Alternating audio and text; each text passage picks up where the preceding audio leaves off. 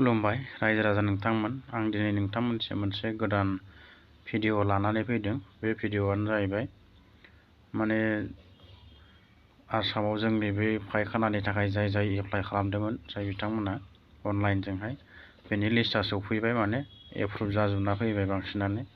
ओमफ्राय बेयाव माने सोरना एप्रुभआव गोलैदों सोरना गोलैयाखै, जादों जायाखै माने ना पेन्डिं ना रिजेक्ट, बेखौ नोंथांमोना नायना चेक खालामनो हागोन। दा बेनिखायनो होमब्ला आं माने स्टार्ट खालामसै। क्रम बा गुगोलाव थांदो। दा बेनिखायनो आं नैबेयाव गुगोलाव फैबाय। गुगोलाव फैनानै ओमफ्राय नैबेहाय माने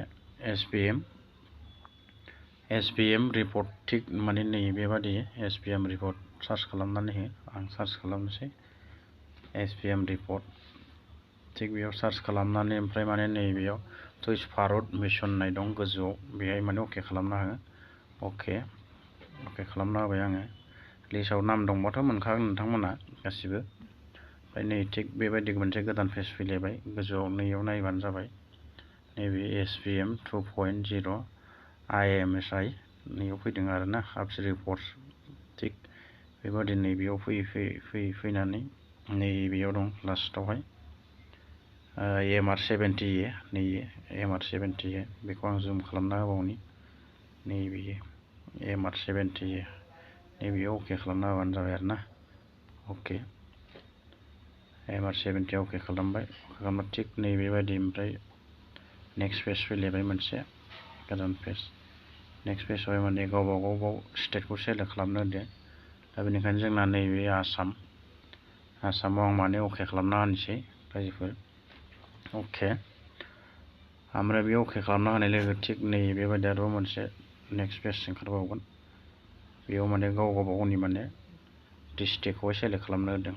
आं बाक्सानि, बेनिखायनो आं दा नै बाक्सायाव नायनोसै। अके बाक्सानिखौ नायनो आरोना, सोरना बेसेबां लिस्ट दंना गैया। ओमफ्राय नै दाना थिग बेबादि फैलायबाय। बेयाव गावबा गाव माने ब्लकखौहाय सेलेक्ट खालामनांगौ रायजोफोर। दा नैबे आं जाला ब्लकआवहाय माने अके खालामना होनि आरोना। जालायाव बेसेबां लिस्ट दं अके खालामबाय। नाम दंब्लाथ' मोनजोबखागोन रायजोफोर। डाइरेक्ट माने बेंक एकाउन्ट ट्रेन्सफार आरोना, फैसाया 18,000 मोनगोन।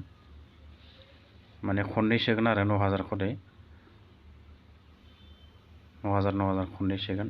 ओमफ्राय दाना नैबेयाव मोनसे गोदान लिस्ट फैलायबाय, गोदान पेज। नै थिग बेबायदि आरोना। जाला ब्लकआवहाय माने सोरनि माने नाम दं, थिग बेबायदि आरो। नै जाहैबाय नै भिलेज।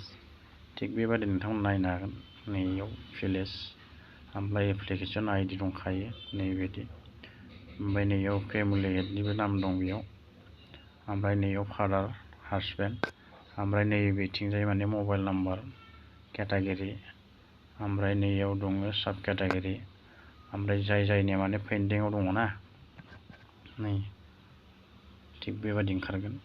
पेन्डिं लिस्टआव सोरना दं नामखौ नायलांबानो जाबाय नोंथांमोना, नायबानो नुगोन आरो।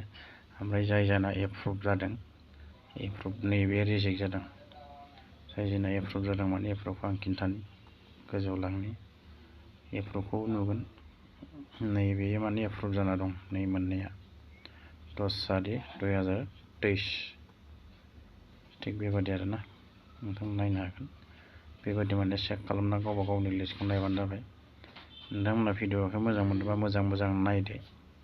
Thank you for वाचिं।